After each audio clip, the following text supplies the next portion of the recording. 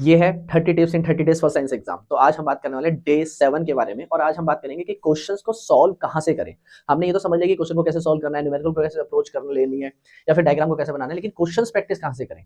तो देखो, सबसे सिंपल स्टेप होता है एनसीईआरटीज़ को फॉलो करना। पहली चीज ये है कि जब भी कोई एग्जामिनर क्वेश्चन पेपर सेट करते हैं तो उनको एक आंसर की सबमिट करनी होती है। आंसर की के अकॉर्डिंग कई सारे टीचर्स एफर्ट ना लगाकर वो सीधा आंसर की के अकॉर्डिंग चेक करने की कोशिश करते हैं। इसीलिए अगर कोई आंसर की में कोई दिक्कत होती है तो वो बोलते हैं कि हमने तो उसी के अकॉर्डिंग चेक करा था। तो आंसर की जिन्होंने बनाई है टीचर ने, वो ये बोलती है भाई एनसीईआरटी में ऐसे ही लिखा हुआ था। तो इसीलिए ज़्यादातर वो एनसीईआरटी के एग्जाम्पल्स, एग्जाम्पलर के एग्जाम्पल्स या फिर एनसीईआरटी के क्वेश्चंस को उठाते हैं ताकि उसको दिया जा सके एग्जाम में और ज़्यादा एक्स्ट्रा एफर्ट ना डालना पड़े। इसीलिए सबसे पहला स्टेप है, आपने जैसे चैप्टर कंप्लीट करा तो सबसे पहले एनसीईआरटी के एग्जाम्पल्स को करना।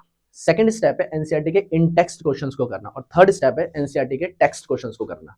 पहले एनसीईआरटी हर चैप्टर की आपकी कंप्लीट होनी चाहिए, तब जाके आप एक्स्ट्रा मूव्स पे मूव करोगे या फिर तब जाके आप किसी भी एक्स्ट्रा सैंपल पेपर में से उस चैप्टर से क्वेश्चन निकालो या फिर क्वेश्चन बैंक उठाओ उस चैप्टर का, उसमें से क्वेश्चन सॉल्व करना। मेरी बुक की अब जरूरत नहीं है क्योंकि उसमें एक्स्ट्रा बहुत सारे क्वेश्चंस हैं, पूरे साल आपको उसको पढ़ना चाहिए था, लेकिन अब आपको एग्जाम ओरिएंटेड पढ़ाई करनी है तो इसलिए उसी चैप्टर के क्वेश्चंस को निकालो और उनकी प्रैक्टिस करो। तो ये थे स्टेप्स कि आप एग्जाम के लिए कहाँ से क्वेश्चन प्रैक्टिस कर सकते हो और सबसे ज्यादा प्रोबेबिलिटी होती है उन्हीं क्वेश्चंस की आने की या उसी तरीके के क्वेश्चंस के आने की। तो एनसीईआरटी सॉल्व फर्स्ट।